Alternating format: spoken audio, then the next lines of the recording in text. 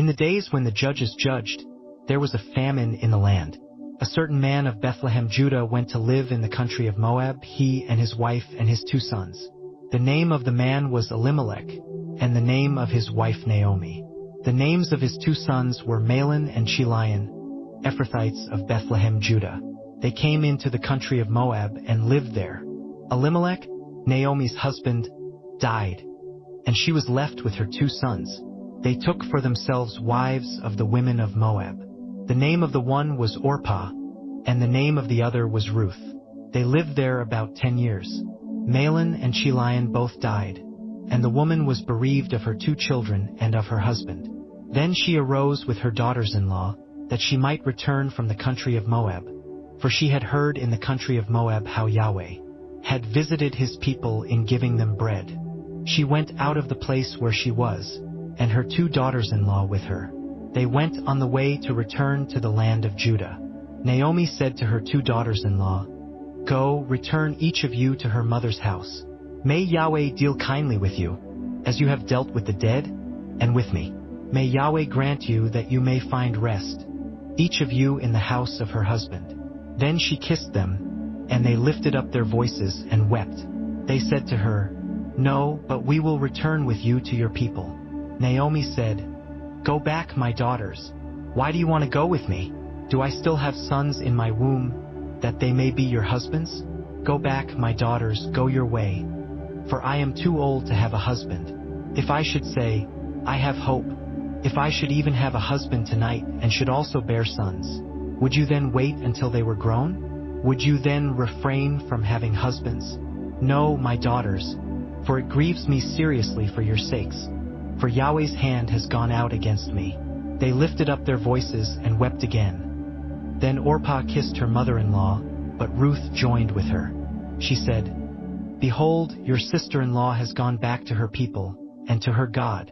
Follow your sister-in-law." Ruth said, "Don't urge me to leave you and to return from following you, for where you go I will go, and where you stay I will stay. Your people will be my people and your God my God. Where you die I will die, and there I will be buried. May Yahweh do so to me, and more also, if anything but death parts you and me." When she saw that she was determined to go with her, she stopped urging her. So they both went until they came to Bethlehem. When they had come to Bethlehem, all the city was excited about them, and they asked, "Is this Naomi?" She said to them, "Don't call me Naomi, call me Mara. For the Almighty has dealt very bitterly with me. I went out full, and Yahweh has brought me home again empty. Why do you call me Naomi? Since Yahweh has testified against me, and the Almighty has afflicted me." So Naomi returned, and Ruth the Moabitess, her daughter-in-law, with her, who returned out of the country of Moab. They came to Bethlehem in the beginning of barley harvest. Naomi had a relative of her husband's, a mighty man of wealth of the family of Elimelech, and his name was Boaz. Ruth the Moabitess said to Naomi, "Let me now go to the field, and glean among the ears of grain after him in whose sight I find favor." She said to her, "Go, my daughter." She went and came and gleaned in the field after the reapers. And she happened to come to the portion of the field belonging to Boaz, who was of the family of Elimelech. Behold, Boaz came from Bethlehem, and said to the reapers, "May Yahweh be with you." They answered him, "May Yahweh bless you." Then Boaz said to his servant who was set over the reapers, "Whose young lady is this?" The servant who was set over the reapers answered, "It is the Moabite lady who came back with Naomi out of the country of Moab." She said, "Please let me glean and gather after the reapers among the sheaves." So she came, and has continued even from the morning until now, except that she rested a little in the house. Then Boaz said to Ruth, "Listen, my daughter, don't go to glean in another field, and don't go from here, but stay here close to my maidens. Let your eyes be on the field that they reap, and go after them. Haven't I commanded the young men not to touch you? When you are thirsty, go to the vessels, and drink from that which the young men have drawn." Then she fell on her face, and bowed herself to the ground, and said to him, "Why have I found favor in your sight, that you should take knowledge of me, since I am a foreigner?" Boaz answered her, I have been told all about what you have done for your mother-in-law since the death of your husband, and how you have left your father and your mother, and the land of your birth, and have come to a people that you didn't know before. May Yahweh repay your work, and a full reward be given to you from Yahweh, the God of Israel, under whose wings you have come to take refuge." Then she said, "Let me find favor in your sight, my lord, because you have comforted me, and because you have spoken kindly to your servant, though I am not as one of your servants." At mealtime Boaz said to her, "Come here, and eat some bread, and dip your morsel in the vinegar." She sat beside the reapers, and they passed her parched grain, and she ate, and was satisfied, and left some of it. When she had risen up to glean, Boaz commanded his young men, saying, "Let her glean even among the sheaves, and don't reproach her. Also pull out some for her from the bundles, and leave it. Let her glean, and don't rebuke her." So she gleaned in the field until evening, and she beat out that which she had gleaned, and it was about an ephah of barley. She took it up and went into the city. Then her mother-in-law saw what she had gleaned, and she brought out and gave to her that which she had left after she had enough. Her mother-in-law said to her, "Where have you gleaned today? Where have you worked? Blessed be he who noticed you." She told her mother-in-law with whom she had worked, "The man's name with whom I work today is Boaz." Naomi said to her daughter-in-law, "May he be blessed by Yahweh, who has not abandoned his kindness to the living and to the dead." Naomi said to her, "The man is a close relative to us, one of our near kinsmen." Ruth the Moabitess said, "Yes," he said to me, "you shall stay close to my young men until they have finished all my harvest." Naomi said to Ruth her daughter-in-law, "It is good, my daughter, that you go out with his maidens, and that they not meet you in any other field." So she stayed close to the maidens of Boaz, to glean to the end of barley harvest and of wheat harvest, and she lived with her mother-in-law. Naomi her mother-in-law said to her, "My daughter, shall I not seek rest for you, that it may be well with you? Now isn't Boaz our kinsman, with whose maidens you were? Behold, he will be winnowing barley tonight on the threshing floor. Therefore wash yourself, anoint yourself, get dressed, and go down to the threshing floor, but don't make yourself known to the man until he has finished eating and drinking. It shall be, when he lies down, that you shall note the place where he is lying.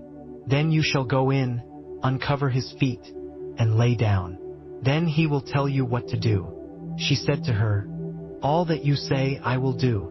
She went down to the threshing floor, and did everything that her mother-in-law told her. When Boaz had eaten and drunk, and his heart was merry, he went to lie down at the end of the heap of grain. She came softly, uncovered his feet, and laid down. At midnight, the man was startled and turned himself, and behold, a woman lay at his feet. He said, "Who are you?" She answered, "I am Ruth your servant. Therefore spread the corner of your garment over your servant, for you are a near kinsman." He said, "You are blessed by Yahweh, my daughter. You have shown more kindness in the latter end than at the beginning, because you didn't follow young men, whether poor or rich. Now, my daughter, don't be afraid.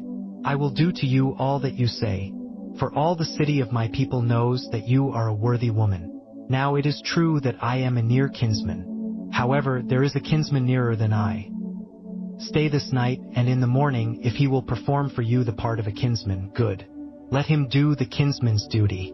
But if he will not do the duty of a kinsman for you, then I will do the duty of a kinsman for you, as Yahweh lives. Lie down until the morning." She lay at his feet until the morning. Then she rose up before one could discern another. For he said, "Let it not be known that the woman came to the threshing floor."